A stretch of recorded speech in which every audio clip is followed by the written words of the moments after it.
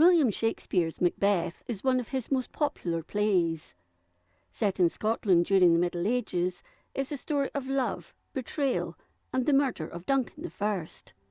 But it's just that, a story.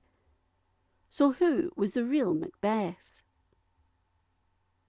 Duncan was the son of Bethoc, or Beatrice, the eldest daughter of Malcolm II.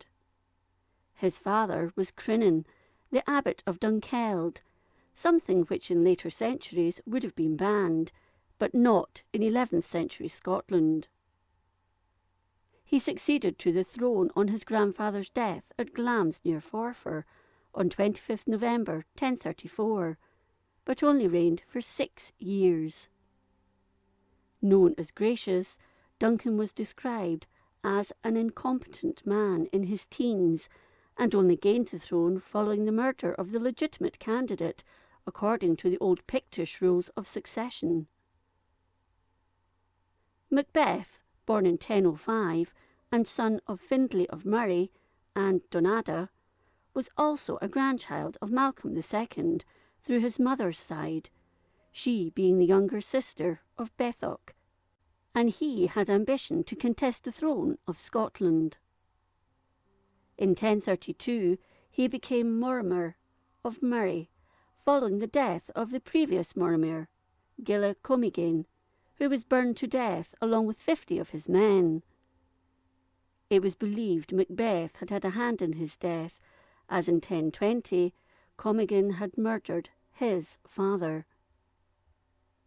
Macbeth went on to marry his widow, Greoch, but they never had any children together, although she'd had a son from her first marriage, Lulach, who would later become King of Scotland between 15th August 1057 and 17th March 1058. Greoch had a deep-seated hatred of the new king, as she was the granddaughter of Kenneth III, who was killed by Malcolm II in 1005. She was described as being a vindictive woman, and with an ambitious husband, it was a match that would see Macbeth become king. Little is known about Macbeth's early years, but his later life has become legendary. One night, Macbeth was sleeping and he had a vivid dream. In it were 3 beautiful women. They hailed him successively by the titles Thane of Glamis, Thane of Cawdor, which the king later bestowed on him, then King of Scots. Legend had it Duncan was invited by Macbeth to dinner at Bothnagowan, or Smith's house near Elgin, in 1040. It was here he supposedly attacked and killed the king. The idea to kill Duncan had been concocted by Thorfinn Sigurdsson, the Earl of Orkney in Caithness, and his cousin, following his defeat of Macbeth at Burghead. The bargain saw Macbeth cede to Thorfinn much of Scotland, as far south as the Tay. In reality, Macbeth had a better claim to the throne than Duncan, and these were bloody and dangerous times to be a king. Around 14th August 1040, Duncan, who was just shy of his 39th birthday, was actually killed at the Battle of Bothnagowan, having attacked Murray and Macbeth's domain. Duncan's wife, Suthad, fled to safety, taking her children, including the future Malcolm III and Donald III, with her. This in turn set Macbeth against Duncan's eldest son, Malcolm, and relations between the two soured, but it also made him a formidable enemy that the nobility began to fear.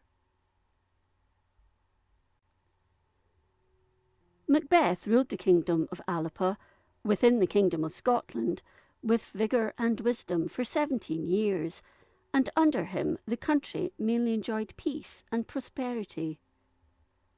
Unlike his English counterpart, Edward the Confessor, Macbeth was able to leave his country, knowing it and his crown were safe.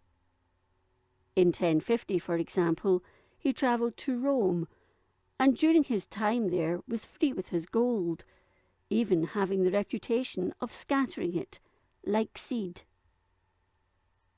The reason for the visit is unknown, but perhaps having the strength of the Catholic Church behind him in his home country would have benefited him and his place on the throne. However, the situation at home changed in 1054.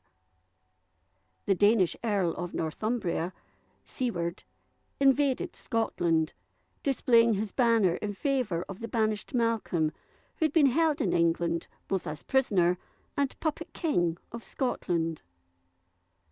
This resulted in a fight known as the Battle of the Seven Sleepers, but often referred to as the Battle of Dunsinane.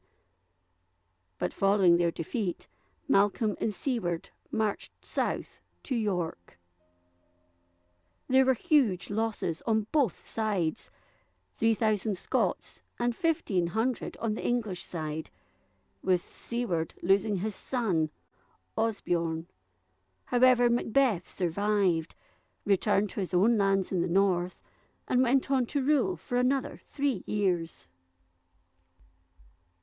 The king was finally defeated at the Battle of Lumphanan in Aberdeenshire on 15th August 1057, mortally wounded or killed by Malcolm and his army, although there was a suggestion that he died at Scone near Perth after being mortally wounded at the battle.